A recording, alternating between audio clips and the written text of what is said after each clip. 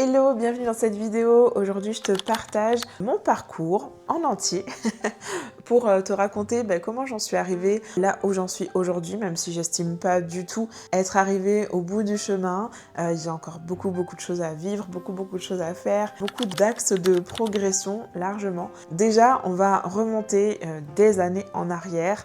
En 2010, je fêtais mes 20 ans et ce jour-là, j'ai rencontré un homme qui avait 2 fois mon âge, qui m'a littéralement envoûtée. Et donc je me suis retrouvée en couple avec lui assez rapidement. Il travaillait dans l'événementiel, moi j'avais toujours voulu travailler dans l'événementiel, j'aimais pas du tout le système scolaire, donc j'avais arrêté les études. Et voilà, il me vendait du rêve quoi. Donc je me suis retrouvée avec lui, on a ouvert plusieurs associations, plusieurs comptes en banque, tout était à mon nom. On a développé des soirées avec des cours de danse, etc. Ça fonctionnait plutôt bien, mais rien n'était suffisamment rentable, ce qui fait qu'on sortait beaucoup d'argent, on a fait beaucoup de découvertes sur tous les comptes, beaucoup de chèques alors qu'il n'y avait pas de provision, beaucoup de choses comme ça. Et du coup, rapidement, en quelques mois, je me suis retrouvée surendettée, très endettée. Donc je me suis retrouvée avec 85 000 € de dette en quelques mois, tout était à mon nom. Du coup, j'étais un peu coincée en fait parce que je voulais partir, mais lui il commençait à me menacer.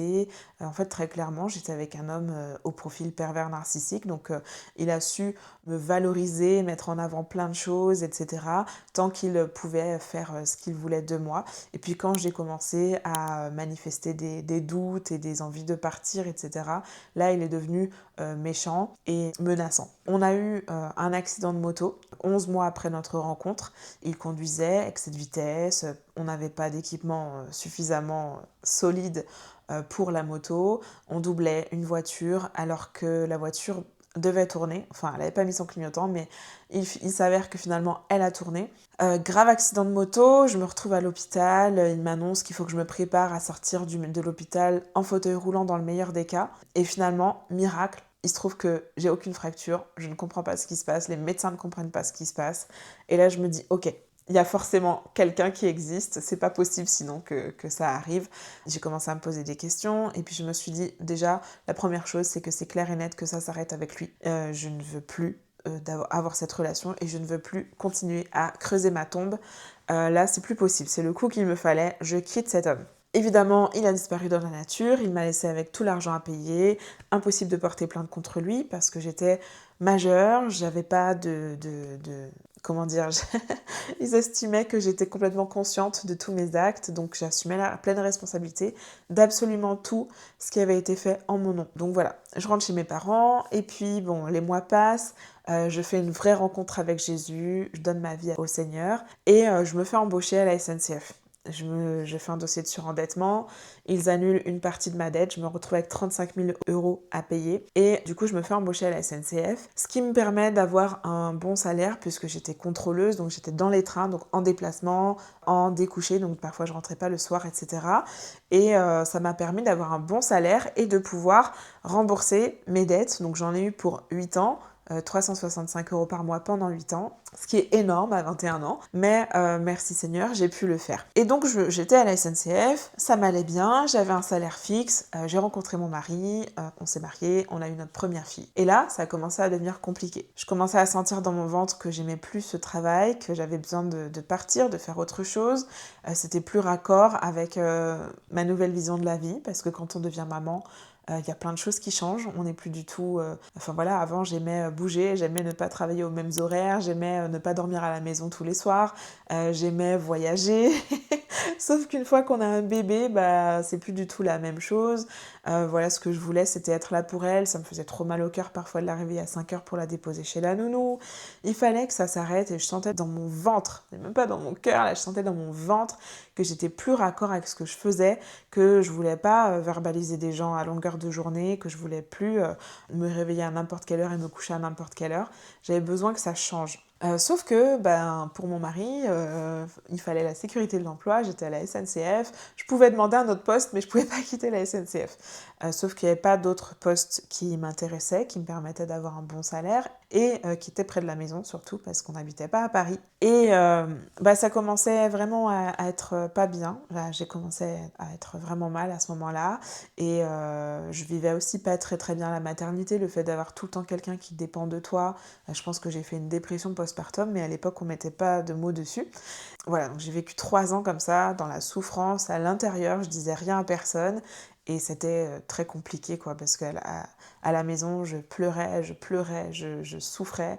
Et en fait, à l'extérieur, je gardais le sourire, j'étais contente de voir des gens, puis j'avais l'impression que c'était juste ça, la vie de maman, et que j'étais pas une femme bien de me sentir comme ça. Alors qu'en fait, maintenant, on le sait, il y a plein de femmes qui vivent ça, et ben on a le droit aussi de vouloir autre chose qu'être maman et subir un travail qu'on n'aime pas. Voilà, donc 3 ans après, on a eu notre deuxième fille, et là j'ai dit stop, en fait, moi je peux pas continuer comme ça, donc ok, je vais pas démissionner, mais je vais prendre un congé parental parce que j'ai clairement besoin d'une pause. Je prends un congé parental, sauf que en congé parental, en France, on n'a pas de revenus, donc on a juste une petite aide de la CAF, qui est complètement dérisoire par rapport au salaire que j'avais à la SNCF. Et j'ai une collègue qui me parle de la vente de produits à l'aloe vera, naturels, que je peux faire à mon rythme, comme j'ai envie. Et là, je me dis, banco, je fais ça. Complément de revenus, ça me permettra de ne pas juste faire du ménage et changer des couches. J'avais pas envie de ça, je critique pas celles qui ont envie de ça, mais moi, c'était pas du tout mon envie. Je suis une femme très très active, et j'ai besoin de voir des gens, j'ai besoin de travailler, j'ai besoin de faire des choses. Donc, j'étais très contente de pouvoir me lancer dans ça. Mais j'avais pas du tout prévu tout ce qui allait se passer dans ma tête. Moi, je voulais juste faire une petite activité là, comme ça. Sauf qu'en fait, je me retrouve à développer une activité, à devoir apprendre des choses sur des produits, à me former, à devoir vendre des produits. Et là, c'était hyper compliqué pour moi parce que j'avais un lourd passé financier, parce que ça c'est venu faire remonter toutes les blessures de l'époque où j'étais avec cet homme. C'est pour ça que j'en ai parlé au début, parce que quelque part, c'était un peu une entreprise aussi que j'avais avec lui, même si c'était pas comme ça qu'on l'appelait, mais voilà, là, du coup, je me retrouvais à de nouveau devoir manipuler de l'argent, devoir vendre, à devoir convaincre des gens, et ça faisait remonter trop de choses avec des paroles qu'on m'a dites. Je suis passée vite, j'ai pas tout raconté, mais j'ai aussi été accusée d'escroquerie. Voilà, je suis passée au commissariat, j'ai tenu la plaque avec le truc vraiment accusé, quoi. Et voilà, donc toutes ces souffrances en fait sont remontées juste parce que je vendais des produits à l'aloe vera. Donc je m'étais pas du tout préparée à ça. C'était très douloureux. Et il faut savoir aussi que du coup financièrement avec mon mari, on n'avait pas du tout d'épargne de côté. Donc là je me retrouve avec quasiment plus de salaire et les mêmes dépenses quotidiennes. On venait d'acheter notre maison, on avait 2 enfants, c'était hyper compliqué, on était à découvert tous les mois, donc c'était très conflictuel dans mon couple parce que mon mari ne comprenait pas pourquoi je ne voulais pas retourner prendre mon travail alors que j'avais une bonne paye, etc. Pourquoi je m'entêtais dans cette activité qui au final ne nous ramenait pas d'argent parce qu'à chaque fois que j'avais que j'avais des ventes, du coup j'utilisais l'argent pour acheter d'autres produits ou des formations, des choses comme ça. Donc en fait, je pense pas qu'il y ait un seul euro qui soit rentré sur notre compte à nous, quoi. Et voilà, du coup on était en conflit permanent.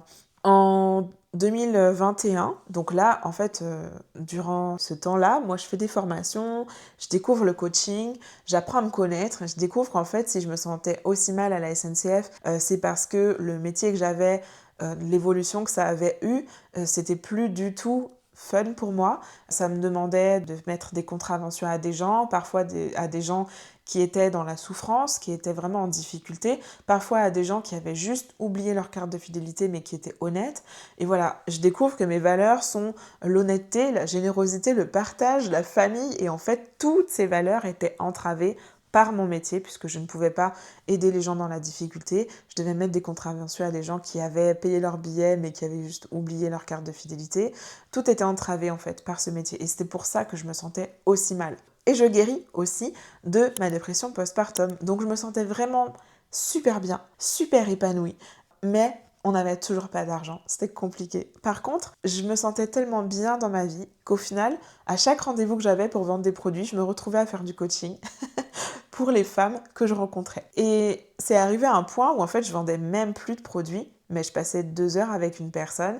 Je ressortais, elle était hyper contente, elle se sentait très bien, elle était super heureuse de m'avoir rencontrée, mais moi j'avais fait 0 €. Donc ça devenait vraiment problématique. Et puis là j'ai 2 amis qui sont très proches de moi mais qui ne se connaissent pas, qui chacun leur tour, sans se concerter, m'ont dit mais Sarah, tu sais que tes conseils ont une grande valeur. Vraiment quand on discute avec toi, on est transformé à l'intérieur, on change de mentalité, d'état d'esprit, de perception et ça ressemble à du coaching en fait ce que tu fais.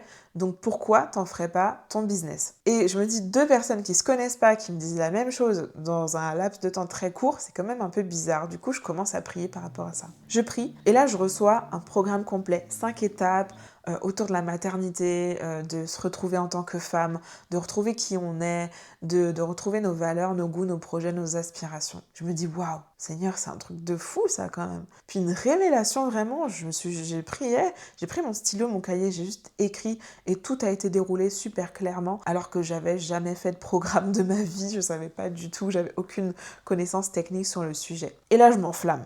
Je me dis, ok, c'est bon, je lance un business sur ça et je ne suis plus à l'écoute de Dieu. Je le dis honnêtement, je l'ai écouté le temps d'écrire et puis après, j'ai pas cherché plus loin quelle était sa direction, qu'est-ce que je faisais avec ça en fait. Je me dis ok, je lance un business. Je tombe sur une publicité Facebook qui me vend du rêve en mode participer, vous allez voir, on va vous apprendre à bâtir une communauté sur Facebook et à vendre votre programme. En 3 mois, vous ferez 10 000 € par mois, etc. Je tombe dans le truc, je débourse 7 000 $ canadiens en utilisant mon compte à débit différé alors que je n'ai pas du tout d'argent dessus. Donc je paye, j'attends que ma carte soit prélevée un mois plus tard. Et là, en fait, ils me disent « Ah, pas de provision, vous nous devez tant d'euros. » Et en fait, je recommence à avoir des courriers d'huissier qui arrivent pour ça. Et je me dis, il n'y a pas de souci, dans 3 mois, j'en aurai 10 000, donc tout sera réglé, pas de problème et tout ça. J'ai fait ça sans en parler à mon mari. Grosse erreur, ne faites jamais ça, jamais. Et je me mets à fond dans cette formation. Sauf que, grosse formation, il y avait beaucoup de gens dedans, il n'y avait pas du tout d'accompagnement personnalisé et moi j'avais pas guéri en fait de mes blessures avec l'argent, je continuais à faire n'importe quoi et à pas du tout être à l'aise avec la vente. Là on m'apprend à monter un gros programme. Moi je me dis je vais aider des femmes qui sont en souffrance, des mamans, des femmes qui se sont oubliées, qui se sont mises de côté. Je dois faire quelque chose à un petit tarif. Et on me force, enfin on me pousse très fortement à faire un programme qui doit coûter 1 200 €. Ok, je fais confiance, j'y vais à fond, je me dis de toute façon on va me former, il n'y a pas de souci, ça va aller. Ok, go, je me retrouve en appel de vente avec une femme, je sens sa souffrance, je peux vraiment percevoir sa souffrance même au travers de l'écran. Elle a besoin de ce que j'ai à offrir, elle a envie de le faire, elle est contente de pouvoir le faire. Et là je lui annonce 1 200 €. Et son visage se décompose. Et au moment où son visage se décompose, moi, j'ai l'impression de me prendre un couteau dans le cœur, dans le ventre. Ça fait trop mal. Ça remue en fait cette impression d'escroquerie. J'ai manipulé la personne, j'ai appuyé sur sa douleur, j'ai ressenti sa douleur tellement elle était forte. Et là, je lui demande 1 200 € qu'elle n'a pas. Donc moment super douloureux. Et je vais contacter les coachs de la formation et en fait plus personne ne me répond. Je n'ai pas du tout été accompagnée pour guérir de ma relation à l'argent, pour savoir comment faire mieux, etc. Rien du tout. Donc j'ai arrêté ça. Je me suis pris vraiment un mur là, vraiment. J'ai eu cette impression là d'avoir foncé tête baissée puis de m'être pris un mur en pleine face quoi. Je vais prendre une retraite spirituelle avec Dieu. J'ai loué un petit truc sur Airbnb qui coûtait 3 fois rien. C'était une cabane au fond du jardin dans une ferme. Il n'y avait même pas de sanitaire, fallait sortir, bref. Juste moi et Dieu. J'ai pris un vieux téléphone, je voulais pas être sur les réseaux, je voulais juste qu'il y ait ma puce téléphonique dedans pour que mon mari puisse m'appeler s'il y avait un problème. J'ai pris mon cahier, ma Bible. Pas d'ordinateur, pas de téléphone, rien. Juste ça. Et j'ai dit Seigneur, ok, je te demande pardon. Pardon de ne pas t'avoir écouté, pardon d'avoir fait de mauvais choix, de ne pas t'avoir demandé si je devais prendre cette formation, pardon de ne pas t'avoir demandé la stratégie. Maintenant, je suis là, je suis à ton écoute. Parle-moi, dis-moi ce que je dois faire. Et là, dans ce temps, j'entends Instagram. Je me dis non, jamais de la vie, je vais pas sur Instagram. Moi, je déteste Instagram. Il y a que des mamans parfaites, des maisons fake avec des trucs bien rangés et tout. C'est pas du tout ma réalité. Je refuse d'aller sur Instagram. Bref, j'essaye de négocier avec Dieu. Mais Dieu me convainc vraiment que c'est la solution, que je cherche sa stratégie. Il me donne sa stratégie. Et que sa stratégie, c'est Instagram. Pour moi, c'est Instagram. J'obéis, j'ouvre mon compte Instagram. Je galère, hein, comme tout le monde. Au début, je sais pas du tout ce que je dois faire avec Instagram. Je sais pas comment ça marche et tout, c'est compliqué. Je me retrouve pas trop dans ce que je fais, etc. Alors je me forme. Je me forme pour comprendre comment fonctionne Instagram, comment faire des beaux visuels, etc. Et en fait, là, je découvre une passion parce qu'en fait, Instagram, tu as plusieurs formats qui sont possibles et qui fonctionnent.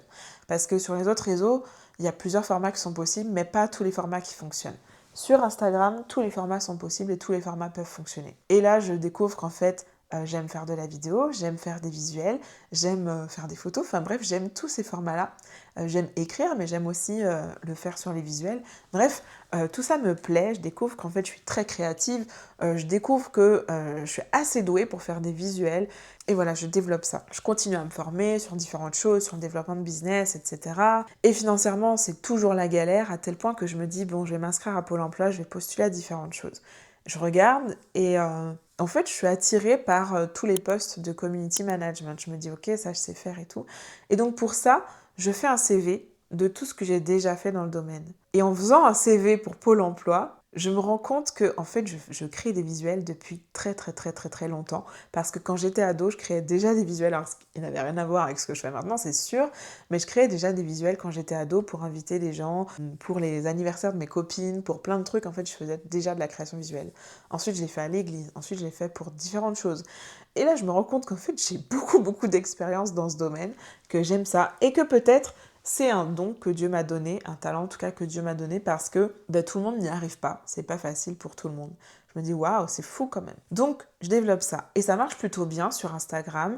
Donc là, je suis toujours au stade bien-être des mamans. J'ai un compte Instagram pour parler aux mamans, toujours avec mon idée dont je parlais tout à l'heure, qui était de leur faire le programme en fait en 5 étapes sur comment passer d'une maman complètement noyée par sa casquette, les enfants, etc.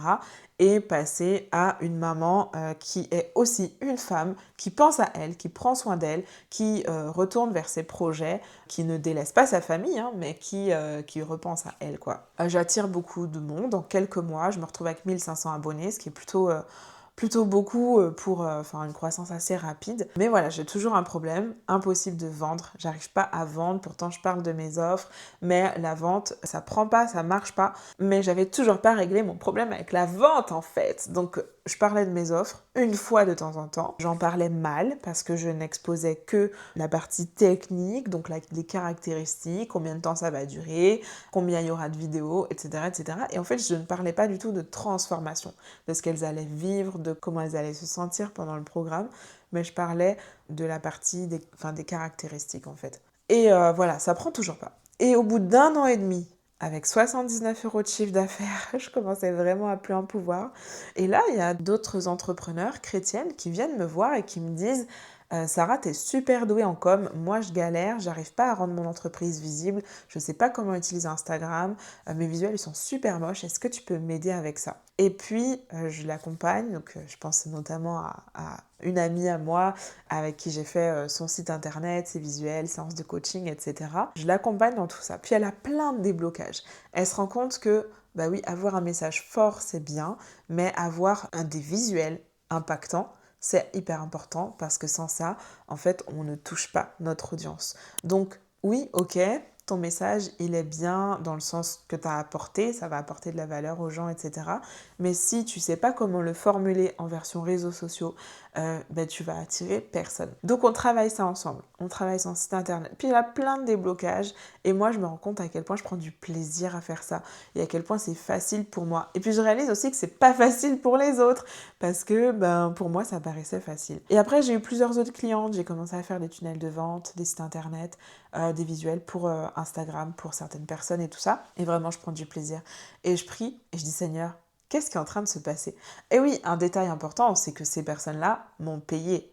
Donc moi, ça fait 1 an et demi que je galère à faire un truc pour les mamans et j'ai fait 79 € de chiffre d'affaires. Et là, pour un truc où j'ai pas cherché, j'ai pas demandé, je fais un chiffre d'affaires normal parce que je vends des prestations à des tarifs normaux. Peut-être un peu plus bas que la normale parce que j'avais pas l'impression que c'était mon métier.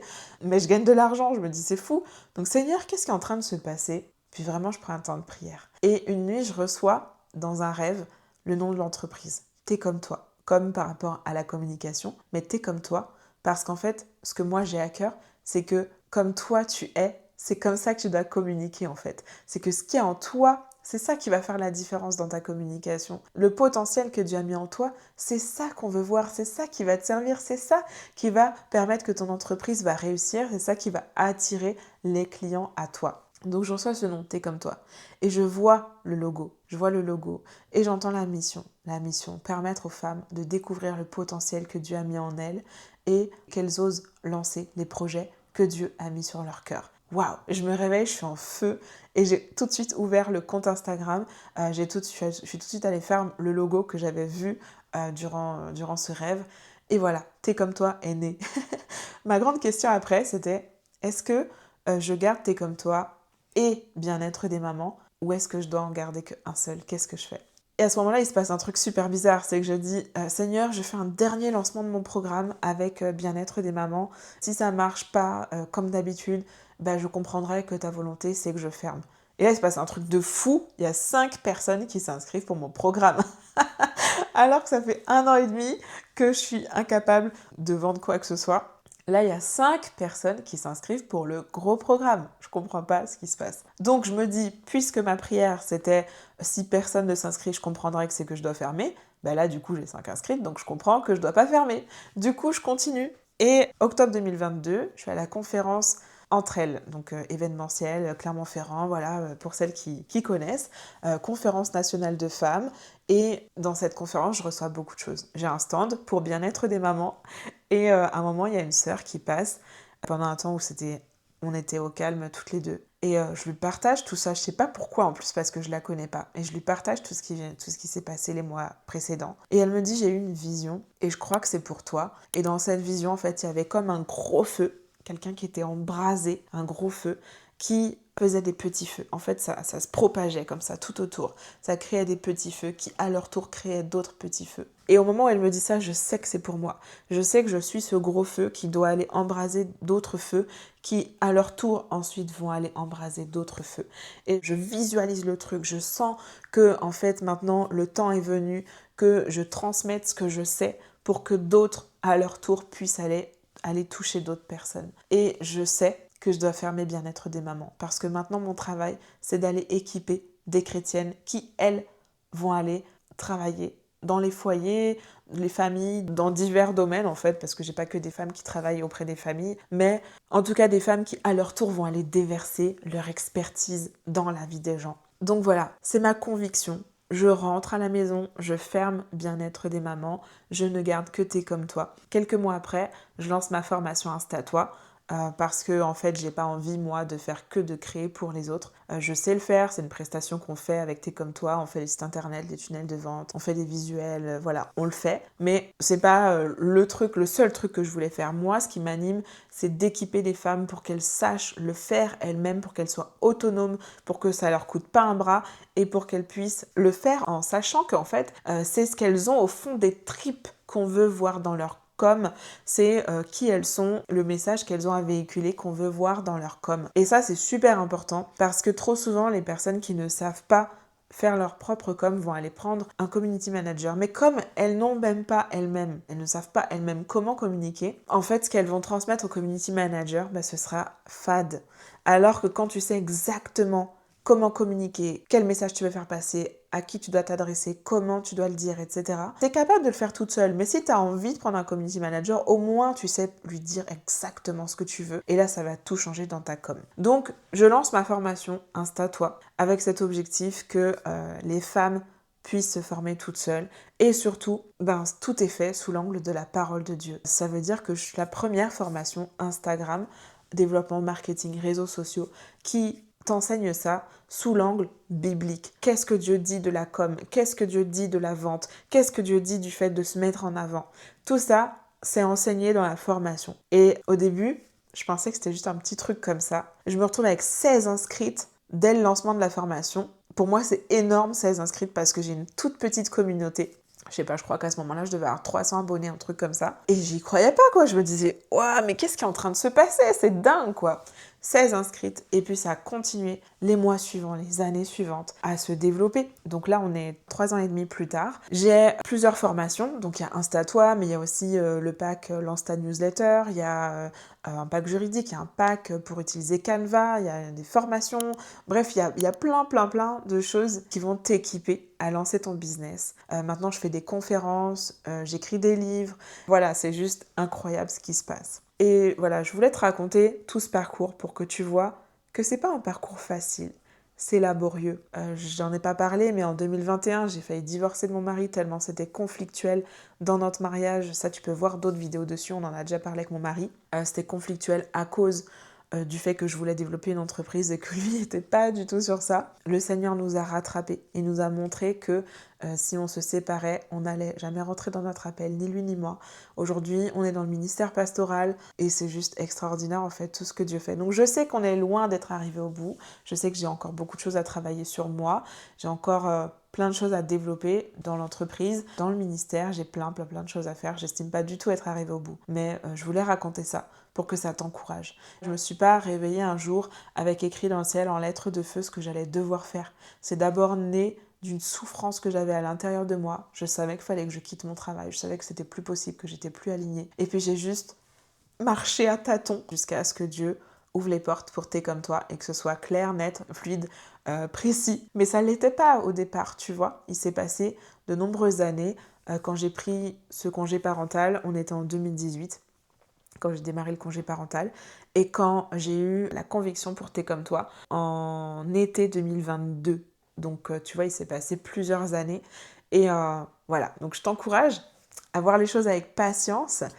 Si tu veux en savoir plus sur la vie que j'ai eue avec le pervers narcissique à l'époque et comment Jésus a tout transformé dans ma vie, je t'invite à te procurer mon livre qui s'appelle « Libre, cette rencontre qui a changé ma vie ». C'est un petit livre hyper facile à lire, ne t'inquiète pas, ça ne te prendra pas des mois. Et il a été illustré, il est juste magnifique en toute humilité. Je remercie vraiment Laura qui a fait tous les dessins, toutes les illustrations dans ce livre. Je remercie toutes les personnes qui m'ont aidée pour l'écrire et je remercie surtout Dieu parce que c'est juste grâce à lui si j'ai survécu à ça, si j'ai pu me relever suite à ça, si aujourd'hui je suis restaurée dans ma relation à l'argent, dans ma relation à moi-même, dans la conviction de qui je suis et de la valeur que j'ai, alors que pendant assez longtemps, je me suis répété que je ne valais rien, que j'étais poule mouillée, que j'étais un escroc. Bref, j'en passe et des meilleurs. En tout cas, voilà, je t'encourage dans le développement de ton entreprise, dans les projets que tu as à cœur. C'est en avançant que les convictions arrivent, c'est en cheminant que Dieu te montre la voie. Donc n'attends pas de tout savoir, n'attends pas de tout avoir à la perfection. Tu peux aussi te procurer gratuitement la liste de 20 affirmations bibliques à te répéter ou à relire régulièrement en tout cas, qui vont chasser tes peurs, qui vont te rappeler ton identité en Christ, la valeur que tu as à ses yeux et qui vont te permettre de lancer le projet que Dieu a pour toi. C'est totalement gratuit, tu peux cliquer sur le lien qui est dans la description pour te le procurer. Voilà, et ben je te dis à très bientôt pour un nouvel épisode. Abonne-toi à ma chaîne, partage cette vidéo. En tout cas, fais en sorte qu'elle soit vue par le plus de personnes possible parce que je sais que les témoignages bénissent. Je sais à quel point on a besoin d'en entendre. Donc voilà, sois béni et à bientôt.